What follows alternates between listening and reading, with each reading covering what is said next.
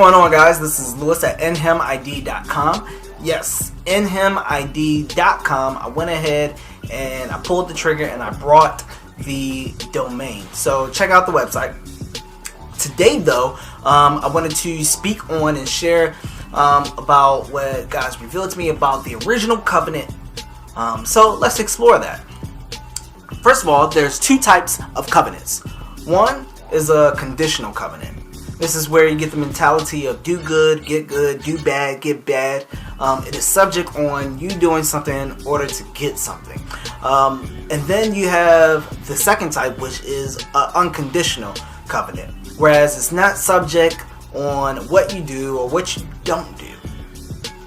So let's look at what the original covenant God established with this species that he made a little bit lower than himself. This took me a little bit of digging to do, but you're welcome that I did that legwork for you. But we'll start in Genesis. So we're going to go back to the future, and we're going to look at the Old Testament. We're going to look at this guy named Abram, which you may also know him as Abraham. The Bible doesn't really say a whole lot about Abraham.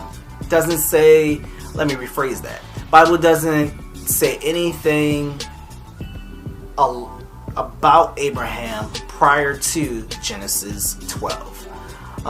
So in Genesis 12, pretty much before that, you just get the genealogy, and then bam, you have Abraham on the scene. The Bible doesn't say that there was anything special about Abraham. It just picks up in Genesis 12, 1 through 4. So I'm going to read that for you real quick. Now the Lord said to Abram, "Go forth from your country and from your relatives and from your father's house to the land that I will show you. And I will make you a great nation, and I will bless you, and I will make your name great, and you shall be a blessing. And I will bless those who bless you, and the one who curses you I will curse. And in you all the families of the earth will be blessed." So Abram went forth as the Lord has spoken to him. It's a little bit more to that verse, but I'm going to go ahead and stop there. So just looking at that, God says what he's going to do through Abraham. How he's going to bless Abraham. And as I said, there was nothing prior to that. So it was unconditional. Didn't say that Abraham did anything to receive this blessing from God. To receive this purpose from God. But it says that he was going to bless him. And that he was going to do these things through Abraham. Which sounds like favor to me. So it's fair to say that this covenant of what God said and what God did is unconditional grace. Since unmerited favor is grace. And thus, that is the original covenant.